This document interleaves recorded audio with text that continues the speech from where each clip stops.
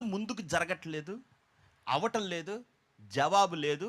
దేవుడు అంటున్నాడా అంటున్నాడా తెలియకపోతే method is this.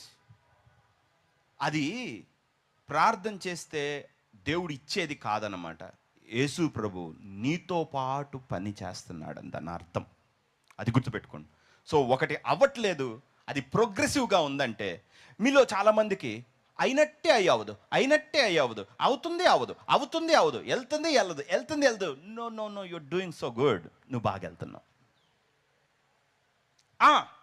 నువ్వు దాని చుట్టూ 7 ప్రదక్షిణాలు చేస్తున్నావు, అవట్లేదని ఎందుకు అంటావు? భలే వెళ్తున్నావు, బట్ నువ్వు చూడవు 7 రోజులు. అర్థమవుతుందా? నువ్వు 7 నెలలు చూడవు. ఏంది ప్రభువా నువ్వు పిలిచావు చేస్తున్నాను బలమైన వాళ్ళే స్వాధీనపరుచుకుంటారు. అర్థమవుతుందా?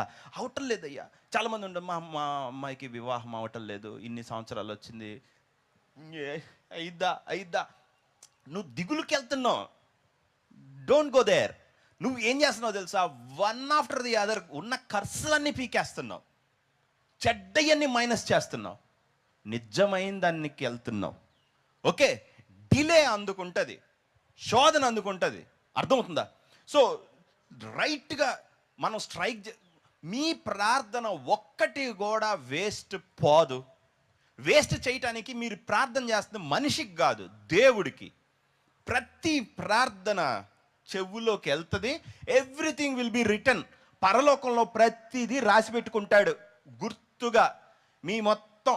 సో ప్రార్థనని మీరు చూసేటప్పుడే బ్యాంక్ డిపాజిట్ టైప్లో చూడాలి. గుర్తుపెట్టుకోండి. ఓకే, నేను ఒక్క అడుగేసా, 2 అడుగులు వేసా, ముందడుగు ఇంకొక 2. సో ఐఎమ్ మార్చింగ్ ఫార్వర్డ్, అది చూడాలి. అవ్వలేదు, తప్పు విధానం. అవుతుంది కానీ నువ్వు చూడలేవు. అర్థమవుతుందా? వాళ్ళు ఒక్క ఎరికొని తీసుకోగల. అబ్బా ఏంది